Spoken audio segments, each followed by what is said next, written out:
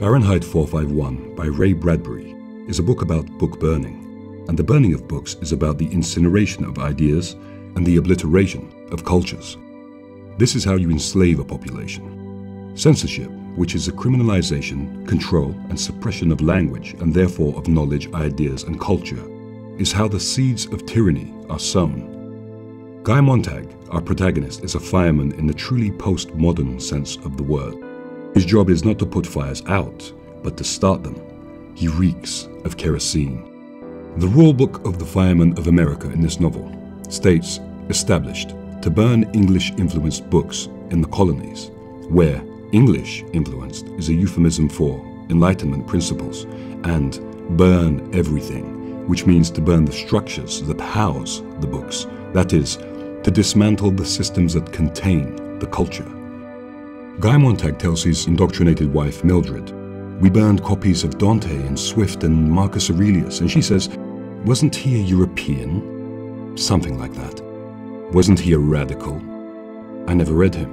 "He was a radical." In contemporary totalitarian regimes, European culture and literature will inevitably come to be seen as radical and extremist. The human world, which began in the twilight of ignorance and fascistic tendencies and culminated in a theocracy ruled by the church, was eventually cast off by thinkers of the European Enlightenment, who had rediscovered the ancient Greek principles of philosophy, analysis, critique, skepticism, rationalism, empiricism, preludes to the scientific method, and democracy and truth.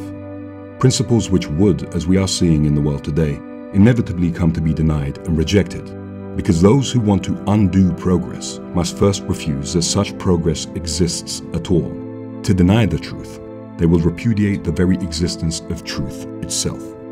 The essential requisite, the first Enlightenment principle which leads to liberation, is doubt.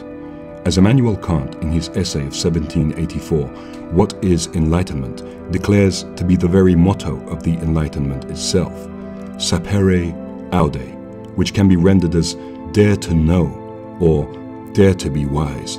That is, have the courage to use your own mind. Do not think with the group. Early in the novel, Guy says, "I don't know anything anymore." This is an expression of Socratic wisdom, attainment of which consists in doubting one's knowledge, not to speak of one's certainty. And the next step is a pondering of different ideas and possibilities from those held by one's group. This is a sine qua non to liberation from tyranny. Clarice McLellan, a young girl who Guy Montag meets one moonlit night standing in the street, has freedom infused in everything she does, and is the counterpoint to Guy Montag's blind loyalty to his group. She does not merely believe in the popular rehearsal, she studies the world. "I like to watch people," she says, "and listen to them." She is the embodiment of observation, which is one of the indispensable aspects of the scientific method. We are told concerning Clarice, the girl, she was a time bomb. From what I saw of her school record, she didn't want to know how a thing was done, but why. To pose the why question, which goes to the heart of a matter, that is, to the cause of a thing, is always seen in totalitarian societies as a threat. This is akin to saying that all European ideas are bunk because there was empire and colony running alongside those ideas. It is a misattribution of cause. There may even be, dare I say it, multiple causes, and not a single linear chain that stretches through history, but something more akin to multiple rivers crisscrossing through time. Clarice then tells Guy, "I like to put my head back, like this, and let the rain fall into my mouth. It tastes just like wine." She is an aesthetic, an explorer of beauty, and so needs to be eliminated. We have all been exposed to fatuous and even anti-scientific ideas in popular culture, such as fat is fit, or that beauty itself is nothing but a social construct, as if beauty had nothing to do with animal or plant signaling of health, or as if it were divorced from evolution altogether. Science and beauty, these are not separate matters. Clarice tells us, "The psychiatrist wants to know why I go out and hike in the forests and watch the birds and collect butterflies." Ray Bradbury's insight here is that the motion towards tyranny is marked by denial even of aesthetics, and that those who do not accept this rejection of beauty itself will be deemed as non-compos mentis by society, and this groupthink will be reinforced by the creation of a newly forged common tongue. Control through non-thinking will be brought about by a concocted, homogeneous language, the attempt to construct words to be stuffed into the mouths of the group members so that they all talk the same talk and think the same thoughts.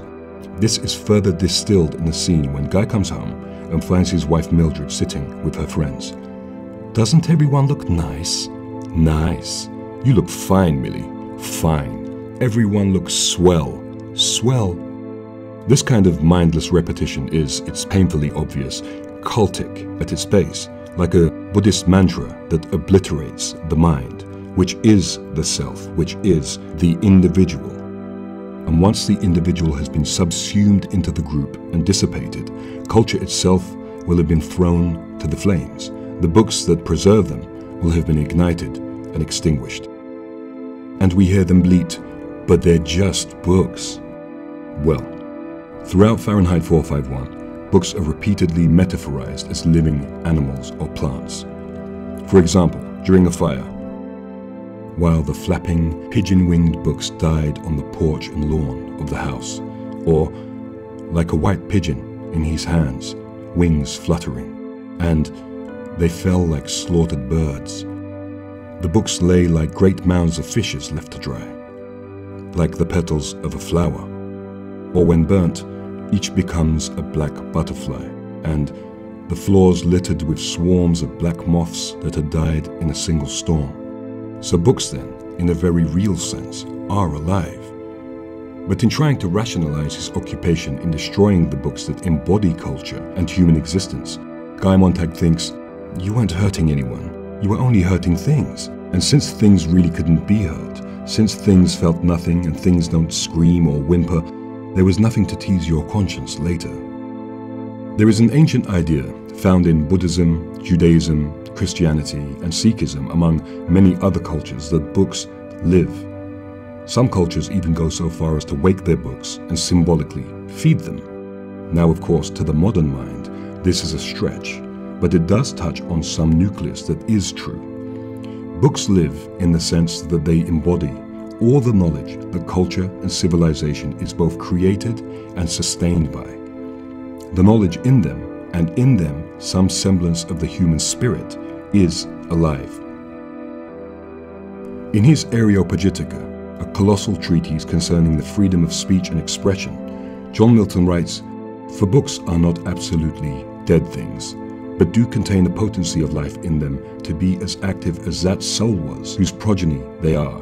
Nay, they do preserve as in a vial the purest efficacy and extraction of that living intellect that bred them." It is for this reason that throughout history the destruction of books and cultural artifacts has always been inseparable from the destruction of a people. And the greatest threat to any totalitarianism is the intellect, and therefore the intellectual. Captain Beatty, Guy Montag's fire captain, is a bit of an enigma. He is very well read and can quote tomes of books, but his mind is made up against books themselves, as he is able to perform a kind of Orwellian doublethink against their existence. He tells Guy, "With schools turning out more runners, jumpers, racers, tinkerers, grabbers, snatchers, flyers, and swimmers instead of examiners, critics, knowers, and imaginative creators, the word intellectual, of course, became the swear word it deserved to be. You always dread the unfamiliar. Surely you remembered the boy in your own school class who was exceptionally bright, did most of the reciting and answering, while the others sat like so many laden idols, hating him. And wasn't it this bright boy you selected for beatings and tortures after hours? Of course it was. We must all be alike. Not everyone born free and equal, as the Constitution says, but everyone made equal. Each man the image of every other. Then all are happy, for there are no mountains to make them cower, to judge themselves against. So, a book is a loaded gun in the house next door. Burn it. Take the shot from the weapon. Breach man's mind." This ability to destroy and keep forgotten certain vital ideas will, according to Ray Bradbury, be born first and foremost through the mechanism of people being offended by certain ideas. Captain Beatty continues, "You must understand that civilization is so vast that we can't have our minorities upset and stirred. Ask yourself, what do we want in this country? Above all, people want to be happy, isn't that right? Haven't you heard it all your life? I want to be happy, people say. Well, aren't they? Don't we keep them moving? Don't we give them fun? That's all we live for, isn't it? For pleasure, for titillation. And you must admit, our culture provides plenty of these. But of course, to underline the painfully obvious, to be offended is no argument and no defense against free expression and free thought, let alone against truth. In fact, if it attains to the status of law, governmental or social, it is a threat to freedom itself. One may be offended, but this changes nothing of the truth. And to throw light on the already illumined, offense is something which is taken, not given.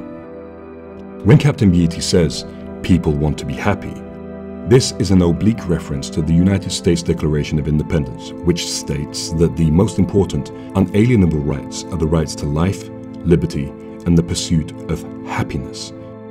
The term happiness that made its way into the US Constitution through European Enlightenment thinkers was, I maintain, a misunderstanding of the original idea. Life should not be about the pursuit of happiness in the modern sense of the word, but what the ancient Greeks called eudaimonia, which is in fact not happiness as we understand it today, but that which concerns human flourishing. It is about becoming what one is meant to be, about realizing one's talents and achieving their mastery with no thought for happiness at all. Life, liberty, and the pursuit of self-actualization. So if some idea makes some people unhappy or uncomfortable or offended, this should be no concern, and in the end is no logical argument to begin with. Captain Beatty says, colored people don't like Little Black Sambo? Burn it. White people don't feel good about Uncle Tom's Cabin? Burn it. Someone's written a book on tobacco and cancer of the lungs? The cigarette people are weeping?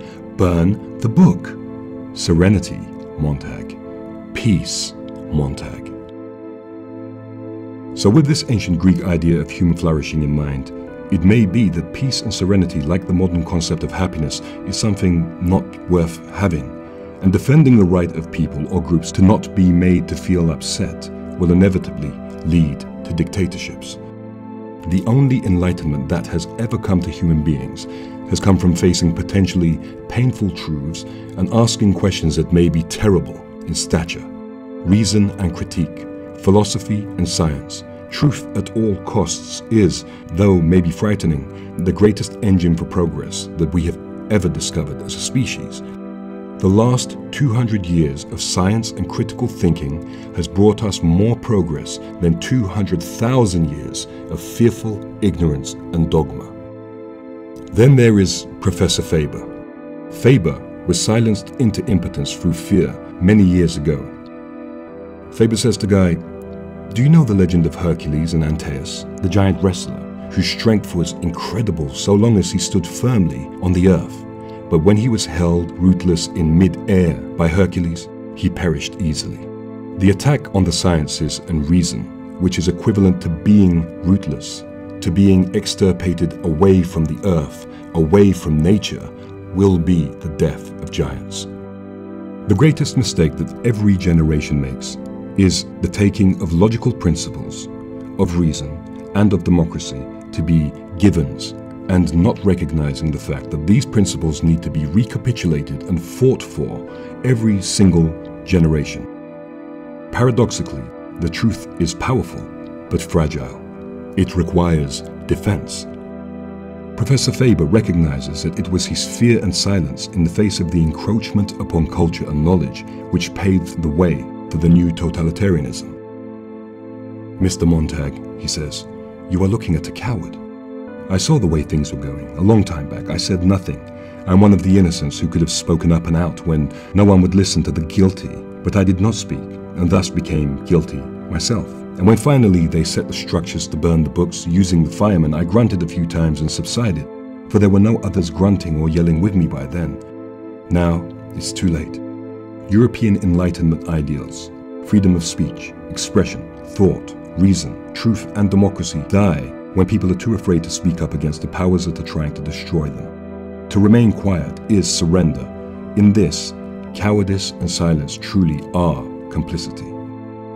And on these human truths, Guy Montag, slowly unraveling under the burden of falling in love with books, reading them, knowing them, and being consumed by them, imbibing their spirit, their human spirit, opens up a book in front of the quavering visitors in his house, those who seem to be numb to the profundities of literature, of language, and of common human truths, and thunders its words at them, and brings them to tears. He reads, "Ah, love, let us be true to one another, for the world which seems to lie before us like a land of dreams, so various, so beautiful, so new, hath really neither joy nor love nor light, nor certitude, nor peace, nor help for pain. And we are here as on a darkling plain, swept with confused alarms of struggle and flight, where ignorant armies clash by night."